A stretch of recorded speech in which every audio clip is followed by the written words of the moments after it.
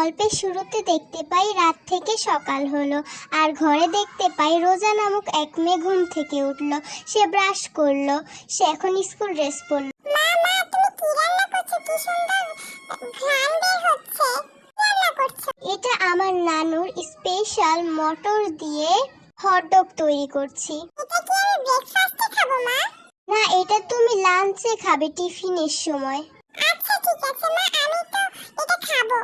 শেষ। রোজা এখন হয়ে গেছে, যাও, নাহলে দেরি হয়ে যাবে স্কুলে। আচ্ছা আমি যাচ্ছি মা। রোজা আপু, কেমন আছো তুমি? আমি ভালো আছি, তুমি? আমিও ভালো আছি রোজা আপু। গুড মর্নিং বাচ্চারা। Morning ma'am. আজকে তোমাদের একটা প্রতিযোগিতা হবে, তোমরা কি জানো সেটা কি? তোমাদের 4 জনের থেকে ড্রয়িং প্রতিযোগিতা হবে, আর তোমাদের এখান থেকে 2 জন না 1 জন ছেলে আর 3 জন মেয়েকে নেওয়া হবে, আর এখান থেকে রোজ আর লিসাও কিন্তু আছে। আচ্ছা ঠিক আছে, এখন দেখা যাক কে সবচেয়ে বেশি ভালো মার্ক পায়। এইখানে যার যার মতন সবাই ড্রয়িং করছে আর ব্যস্ত আছে। তোমাদের টাইম শেষ, এখন দেখার পালা। এই তোমারটা একদম সুন্দর হয়নি, মোটামুটি হয়েছে। তোমারটা 10-এর ভিতরে 5 দেয়া যায়। নেক্সট। তোমারটা অনেক সুন্দর হয়েছে, 10-এর ভিতরে 7 দেয়া যায়।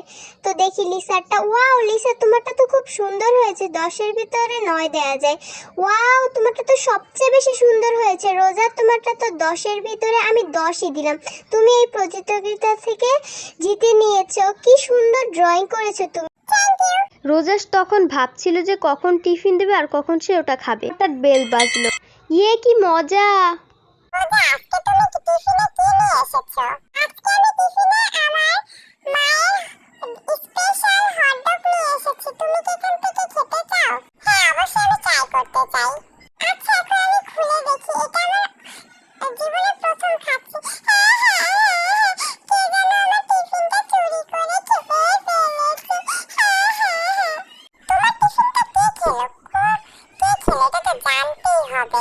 যাই হোক, কোনো ব্যাপার না, তুমি চাইলে আমার টিফিনটাও খেতে পারো আমার সঙ্গে। তারপরে রোজা লিসার টিফিন থেকে একটা খাবার খেয়ে নিল, কিন্তু তারা কেউ জানতো না যে এটা কে খেয়েছিল তার টিফিনটা। এটার তো একটা বন্দোবস্ত করাই লাগবে। কিন্তু কিভাবে লিসা? শোনো, যখন তুমি টিফিন নিয়ে আসবে তখন তোমার মাকে বলবে যে 2টো টিফিন দিতে, আর একটার ভিতরে বেশি ঝাল দিতে, আর একটার ভিতরে কম ঝাল দিতে। একটা খাবার তুমি ব্যাগে ভরবে, আরেকটা খাবার তুমি টিফিনে নিয়ে আসবে। তখনই তুমি যেখানে লাঞ্চ বক্সে ধুয়ে দিবে, আর তখনই ধরা পড়ে যাবে কে তোমার টিফিন প্রতিদিন খায়। আচ্ছা ঠিক আছে লিসা, তুমি যেরকম করে বললে আমি ওরকম করেই কাজটা করব। তোমার মা যাতে কোনো রকম জানতে না পারে, কিন্তু এমন ঝাল আর এমন মশলা দিতে বলবে যাতে ও একবারে অসুস্থর মতন হয়ে পড়ে। আচ্ছা ঠিক আছে, কেউ তো জানে না যে তুমি আর আমি ঝাল খেতে পারি। রোজা, তোমার ড্রেসে এই অবস্থা কেন? কোথায় একটু মুছে ফেলি তাড়াতাড়ি করে। আরে কোথায়? কি অবস্থা! যাও রোজা, তুমি এখন ফ্রেশ হয়ে নিয়ে আসো। তোমাকে কেমন দেখতে লাগছে? রাত হলো আর রোজা টিভি দেখতে শুরু করলো, কারণ সে আগে থেকেই পড়ে নিয়ে ফেলেছে।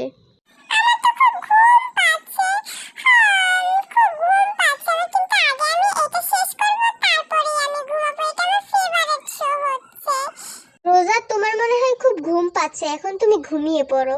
আচ্ছা মা, এখন আমি যে ঘুমিয়ে পড়ি তাড়াতাড়ি করে। রোজা ঘুমিয়ে পড়লো আর সকাল হয়ে উঠে পড়লো। সে দাঁত ব্রাশ করলো, সে মুখে তার ক্রিম দিল, সে স্কুল ড্রেস পরলো। মা, আজকে তুমি টিফিনে 2টো হটডগ দিও। কিন্তু কেন তোমার জন্য 2টো হটডগ দিব সেটা তো আমার জানা লাগবে, ঠিক আছে? হ্যাঁ, 2টো হটডগ দিবে, কারণ হলো যে স্কুলে সবাই তোমার ফেমাস হয়ে গেছে তোমার হাতে হটডগ খেয়ে। আচ্ছা তাহলে আমি বানিয়ে দেব। কিন্তু মা, বানানোর আগে একটার ভিতরে এমন ঝাল আর এমন মশলা দিবে যাতে খেতে কেউ না পারে, আরেকটার ভিতরে কম ঝাল দিও। আচ্ছা ঠিক আছে। এটা কিন্তু খুব ঝাল, এটা সাবধানে রেখো, ঠিক আছে? আচ্ছা মা, আমি সাবধানেই রাখবো।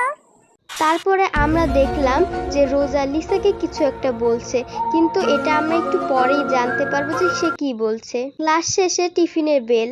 রোজা, একটু পরেই কিন্তু ধরা পড়ে যাবে যে প্রতিদিন তোমার টিফিন কে খায়। হ্যাঁ, তোমার কথা মতো আমি সবকিছুই করেছি, এখন শুধু ধরা পড়বে। আমরা দেখতে পারি এটা আর কেউ না, এটা তাদের ক্লাসের কাসলি।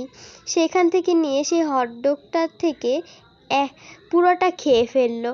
আর যেটা এমন ঝাল ছিল সে খেয়ে তার অবস্থা পুরো খারাপ হয়ে গেল। তারা দেখতে লাগলো। এরপর থেকে রোজার আর কোনো দিন টিফিন চুরি হয় না। এভাবে এই গল্পটি শেষ হলো।